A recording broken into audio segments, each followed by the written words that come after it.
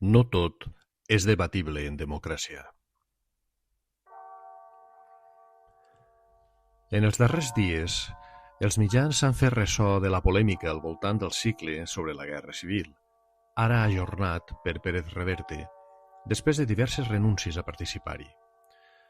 Una mena de taula rodona que, impulsada per l'extrema dreta, pretenia ser un intent polític de trencar el consens històric sobre el franquisme, assolit per la historiografia després de dècades d'investigació rigorosa, i sembrar dubtes sobre fets àmpliament demostrats per convertir-los en matèria d'opinió.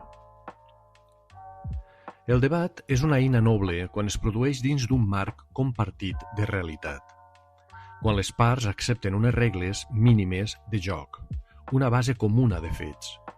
Però quan el que es posa en qüestió és precisament aquesta base, quan s'insinua que pot ser no està tan clar qui va provocar la guerra, o que pot ser la repressió no va ser tan greu, o que tot depèn del relat que s'explique, el debat deixa de ser un exercici democràtic i es converteix en una distorsió.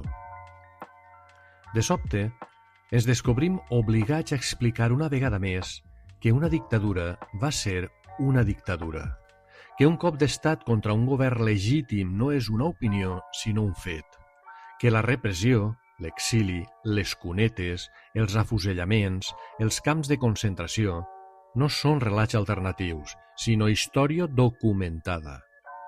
I tanmateix, ens demanen que ho debatem, que ho posem sobre la taula amb qui ho qüestiona, que dialoguem, que siguem oberts i que no caiguem en la temptació de la intransigència. Això no és pluralisme, és desplaçament.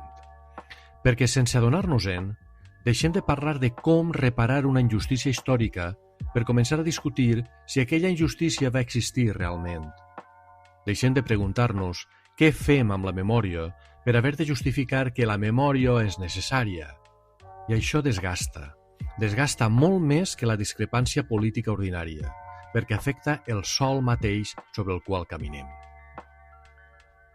Cal dir-ho amb claredat i sense complexos. Hi ha fets que no són opinables. No perquè ho decidim nosaltres, sinó perquè dècades d'investigació rigorosa els han establert amb solidesa. Que la Guerra Civil s'inicia amb un cop d'estat contra un govern legítim. Que la dictadura va exercir una repressió sistemàtica i que hi ha víctimes, exili, fosses i silencis que no són metàfores. Això no és una interpretació ideològica, és història documentada. Hi ha una idea molt estesa que diu que la democràcia consisteix a parlar amb tothom. Però pot ser la maduresa democràtica consisteix també a saber quan no cal seure a segons quines taules. No per menyspreu, no per censura, sinó per responsabilitat, perquè no tot és opinable i no tot mereix l'estatus de debat.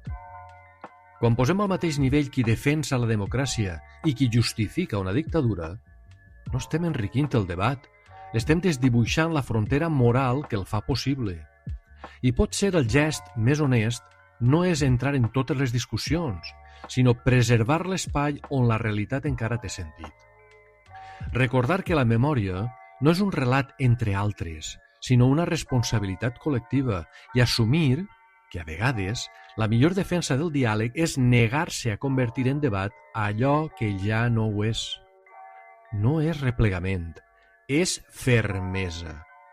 I pot ser avui més que mai, la defensa del diàleg exigeix preservar-lo de les trampes que el buiden de sentit.